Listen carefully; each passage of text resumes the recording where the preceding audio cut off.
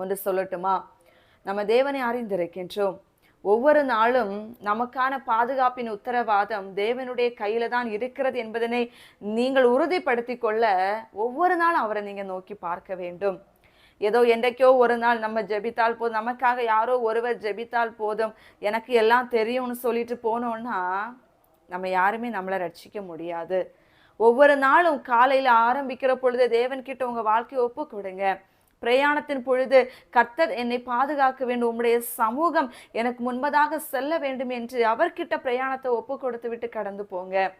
ஒரு மனிதனை சந்திக்க போகிற பொழுது, ஒரு காரியங்களை நிறைவேற்ற முற்படுகின்ற பொழுது, எல்லா காரியங்களையும் தேவனிடம் அர்ப்பணித்து விட்டு நீங்கள் ஆரம்பிக்கிற பொழுது, போகிற பொழுது, செய்கிற பொழுது, அதனால் வரக்கூடிய தீமை நின்று, அதிலே மறைமுகமாக வைக்கப்பட்டிருக்கிற கண்ணி நின்று தேவன் உங்களை நிச்சயமாக பாதுகாத்து தப்புவித்து உங்களை காப்பாற்றுவார் என்பதுதான் வேதத்தின்படி சத்தியம்.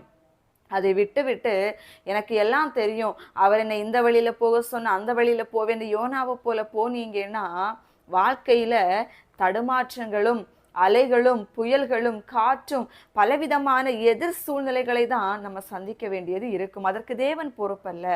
அவர் என்னை காப்பாற்றவில்லை என்று அவர் மீது கடைசியில பழி போடுவதற்கு நியாயமான வார்த்தைகளும் அல்ல. கேட்கிறேன் அன்பு ஜனமே, இன்றைக்கு கர்த்தர் நம்மோடு கூட பேசுகிற வார்த்தை, உன்னை தீமை என்று காத்துக்கொள்வதற்கு நான் ஆயத்தம் என்று அவர் சொல்லுகின்றார். ஆனால் அதற்கு நீ என்னை நோக்கி பார்க்க வேண்டும். ஒவ்வொரு காரியங்களிலும் ஒவ்வொரு நிகழ்வுகளிலும் நம்ம தேவனை நோக்கி பார்க்கிற பொழுது, கண்மலையாகிய கிறிஸ்துவை நோக்கி அபயமிடுகின்ற பொழுது அவர் நம்மை பாதுகாப்பார் என்பதுதான் நிச்சயம். ஆகையினால் என் அன்பு ஜனமே, உங்கள் பிள்ளைகளுடைய வாழ்க்கையை கர்த்தருடைய கரத்துல ஒப்பு கொடுங்க. உங்களுடைய வாழ்க்கை தேவ கரத்துல ஒப்பு கொடுங்க. அது படிப்பின் காரியமோ, வேலையின் காரியமோ, இல்லை எந்த ஒரு ஊழியத்தின் காரியமோ, உங்களுடைய எதிர்காலத்தின் காரியமோ, எந்த காரியமாக இருந்தாலும் கர்த்தர் தான் நம்மை தீமை நின்று காத்துக்கொள்ள வேண்டும்.